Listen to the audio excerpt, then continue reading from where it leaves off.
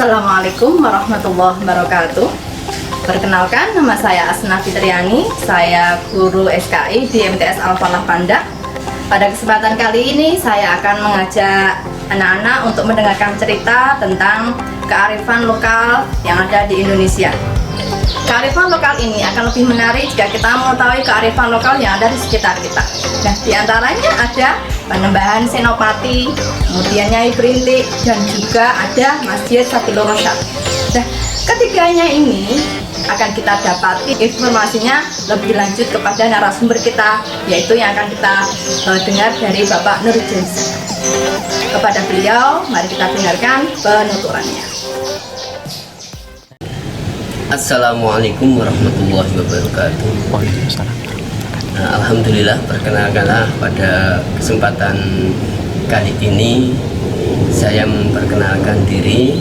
Nama saya Nur Jauza, dan kebetulan dalam posisi ini saya sebagai keturunan yang ke-12 dari Panembahan. Terus kemudian marilah kita mengenal lebih dekat siapakah sosok Panembahan Budu yang kita kenal sebagai waliullah, kita kenal sebagai penyebar agama Islam di wilayah Bantul khususnya dan Yogyakarta pada umumnya. Beliau adalah seorang sosok yang sangat rendah hati, tidak terlalu memikirkan keduniaan. Terbukti secara silsilah beliau adalah putra dari Prabu Brawijaya kelima atau Prabu Brawijaya Pamungkas. Terus Prabu Brawijaya berputrakan Arya Damar, Adipati Palembang. Kemudian berputrakan lagi Raden Husein atau Raden Timbal, Adipati Terung Demak. Nah, beliau adalah ayahanda dari Raden Trenggono atau yang akrab kita sebut sebagai Kanjeng Panembahan Budu. Jadi beliau adalah cucu dari para Brawijaya V. Itu kemudian kena apa? Tadi di muka saya aturkan beliau sangat sosok yang rendah hati dan tidak memperhitungkan, artinya tidak, bahasa Jawanya itu kumantil-mantil yang dunia dan pangkat. Sebenarnya dia berhak atas tahta sebuah kadipaten di daerah Demak, namun dia tidak mau. Dia bosan hidup di lingkungan kerajaan yang penuh dengan hiruk pikuk, berebut tahta, berebut harta dan lain sebagainya. Dia inginnya malah nguzlah dalam artian menyendiri dari keramaian kota itu, dari keramaian kerajaan itu. Dia lari sampailah di daerah sini. Nah, kemudian beliau ketemu sama Sunan Kalijogo, terus diangkat jadi santri beliau. Dan salah satu di antara jasa-jasa beliau menyebarkan agama Islam di daerah sini yaitu masjid yang sekarang bisa kita nikmati keindahan, kenyamanan, ketentraman masyarakat di daerah sini. Satu-satunya di daerah sini yaitu Masjid Panembahan Budu yang terletak di dusun kita, dusun Kauman di Jirjo, Pandak, Bantul. Itu simbah Panembahan Budu atau Raden Trenggono. Kenapa dia sampai mendapat julukan Panembahan Budu? Itu secara awam memang itu mungkin sering terlontar. Karena apa? Sebetulnya kan kita aturkan dia itu berhak atas sebuah tahta di Kadipaten Demak. Sampai ayahanda mengutus membuat putusan untuk mencari dan ketemu sama Raden Trenggono. Diaturkan bahwa ayahanda menghendaki Raden Trenggono itu pulang untuk sebuah tahta yang sekarang akan ditinggalkan oleh Adipati Terung itu. Tapi dia tidak mau, dia pilih uzlah di daerah sini untuk mendalami agama. Nah itulah dia sangat-sangat tidak memperhatikan pangkat, jabatan, dan harta benda. Dia inginnya menyebarkan agama Islam di daerah sini. Kemudian yang juga perlu kita aturkan, kesuksesan sebuah perjuangan Simbah Panembahan Bodo tidak lepas dari peran seorang istri. Nah sekarang siapakah pendamping Panembahan Bodo yang sampai bisa sukses menyebarkan agama Islam di daerah sini, yaitu Mbah Nyai Brintik. Dan perlu kita ketahui bahwa si Mbah Nyai Brintik itu sendiri bukan sembarang orang, artinya dia juga mempunyai darah biru. Beliau putra dari kita aturkan dari atas, putri dari Ki Ageng Selo.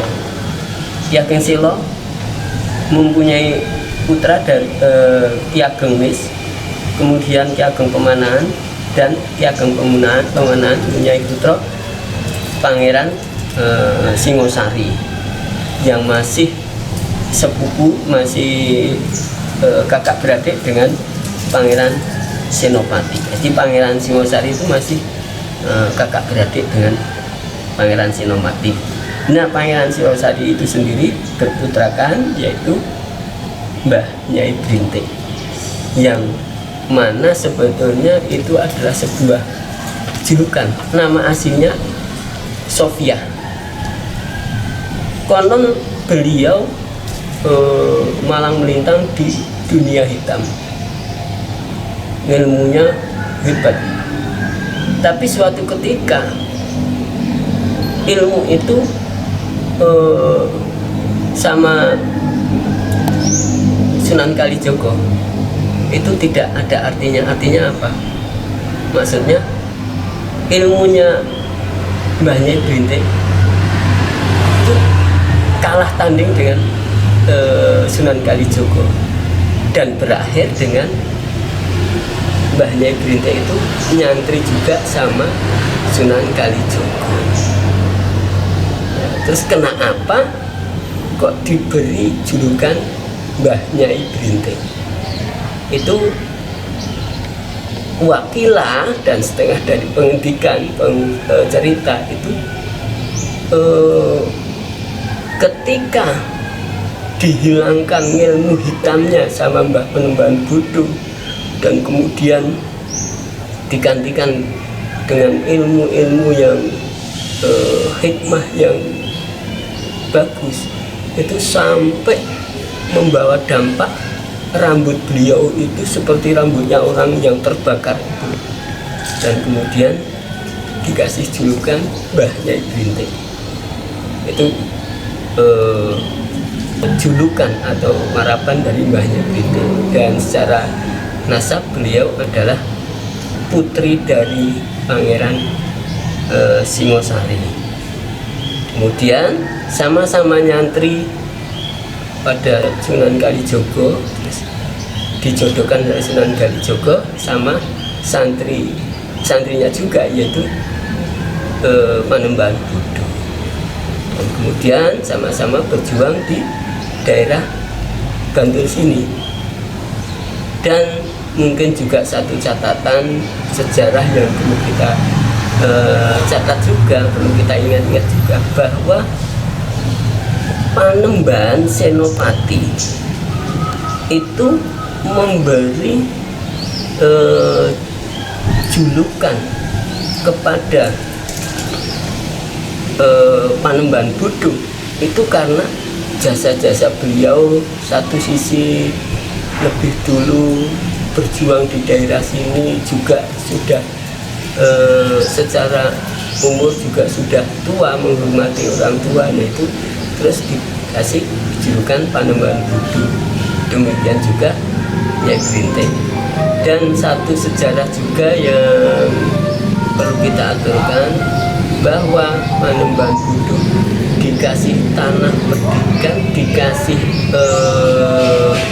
kalau zaman sekarang boleh kita katakan sebagai base camp untuk penyebaran agama Islam di daerah Kota Gede yang sekarang masih ada.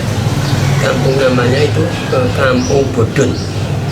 Di situ ada Kampung Bodon, sebuah perkampungan yang konon ceritanya di situ adalah base camp dari Panembahan Budu ketika menyebarkan agama Islam di daerah Kota Gede. Masjidnya juga ada, dan juga yang perlu kita catat juga di situ fasilitas beduk itu ternyata itu adalah beduk buatan dari Mbah Nyai Grinting. Mbah Nyai Grinting meskipun dia seorang sosok wanita, tapi dia adalah sosok yang tikdoyo di kanuraganya hebat, dan tidak menutup kemungkinan hal-hal itu karena kedikdayaannya itu bisa membuat beduk dengan ukuran yang besar, ukurannya seorang wanita. Nah, sekarang untuk selanjutnya kita lebih dalam mencari tahu tentang histori Masjid Panembahan Budu atau masjid peninggalan Simbah Panembahan Budu yang sekarang bisa kita nikmati. Panembahan Budu atas perintah Sunan Kalijogo mendirikan masjid ini sekitar tahun 1485. Jadi lebih tua dari Keraton Yogyakarta. Itu pun kita ketahui bahwa kemarin ketika almarhum Gusti Joyo Sapari Jumat di sini sempat tamah-tamah dengan takmir dan jamaah, memang mengakui keberadaan masjid ini jauh lebih tua dari Keraton Yogyakarta. Namun demikian keberadaan masjid ini tetap sebagai masjid kagungan dalam. Terus tahun itu masih beratapkan daun silap. Tahun demi tahun ada perkembangan seiring dengan maksud saya perkembangan pembangunan, dan mungkin dengan luas pembangunan seiring dengan perkembangan zaman. Kita mulai sekarang sekitar tahun 1911.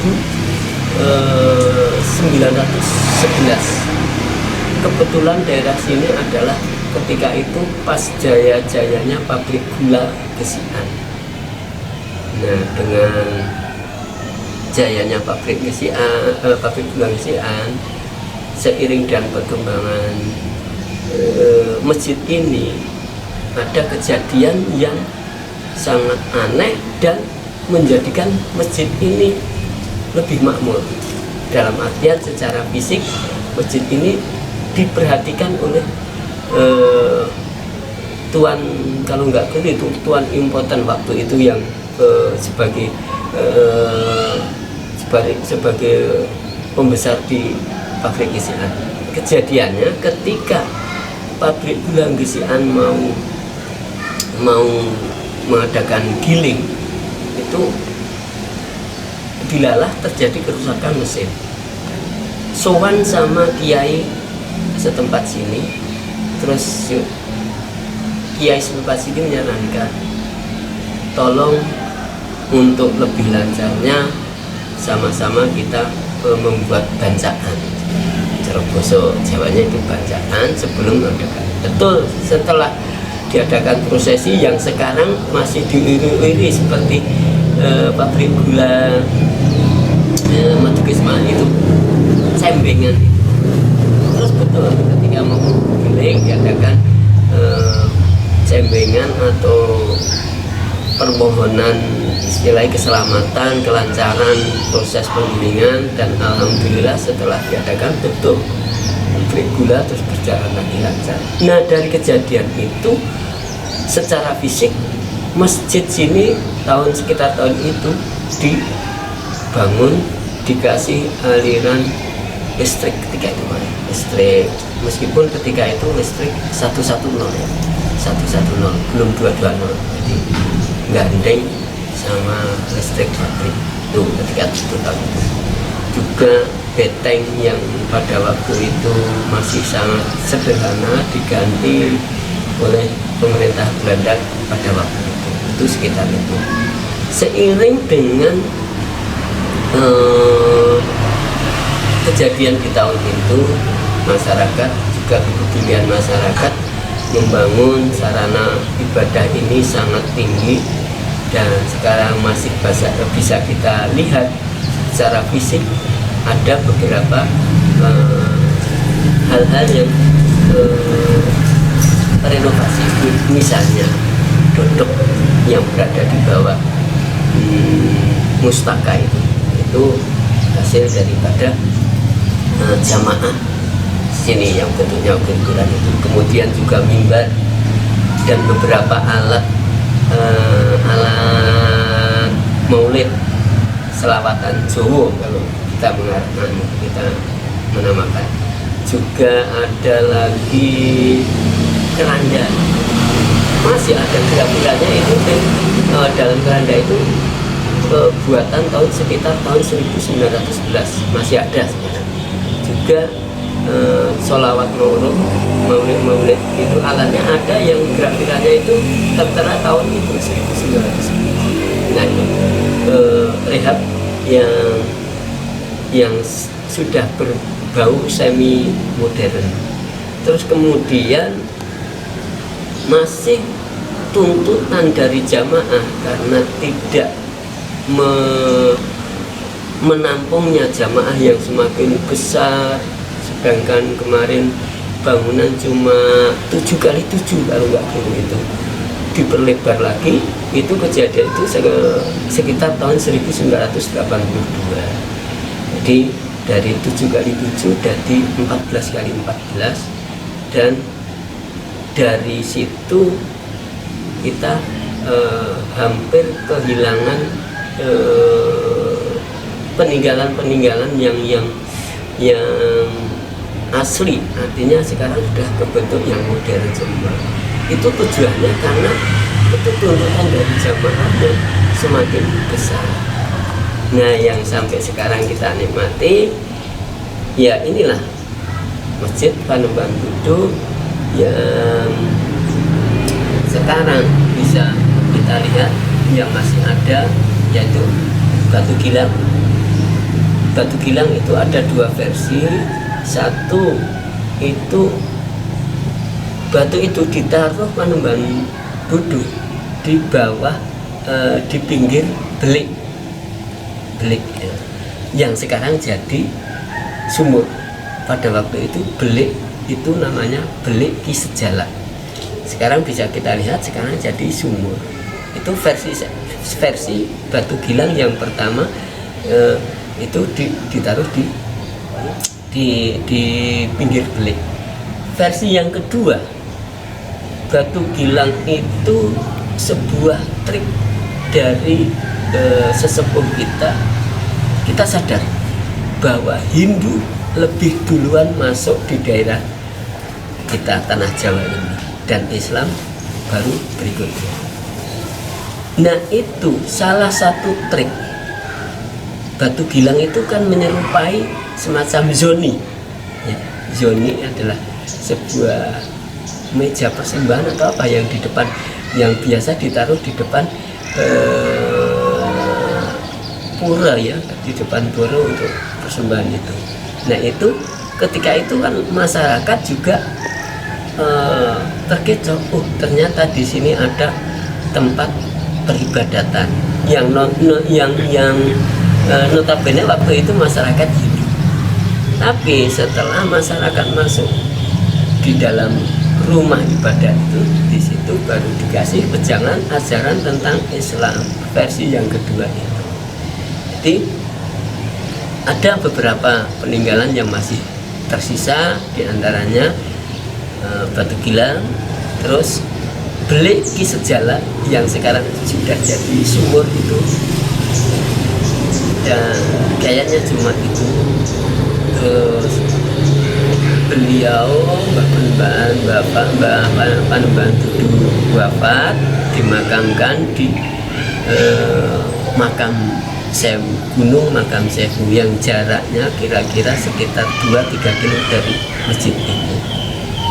Terus kemudian Mbah Nyai Brintik itu di dusun Kauman sendiri, tapi kering karang di sebelah barat dari masjid yang beliau tinggalkan. Kenapa tidak bersanding dengan Panembahan Budu? Ketika itu alam tidak memenuhi syarat untuk dilalui. Artinya apa? Makam Sewu dan masjid Sabilurosa ada bentangan Sungai Bedok. Ketika itu belum ada akses jembatan atau apa saja yang bisa untuk penyeberangan. Dan kebetulan waktu sedane, waktu wafatnya beliau Mbah Nyai Brintik, kondisi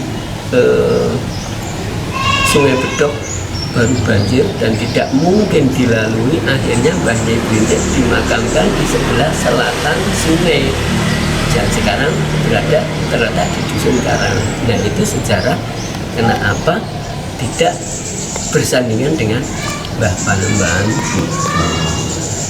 Dan insya Allah dalam waktu yang dekat nanti akses, meskipun jauh sana jauh sini dari Panembahan Budu ke Mbah Nyai Brintik, mau dikasih akses jalan jadi untuk menunjang program desa pariwisata religi.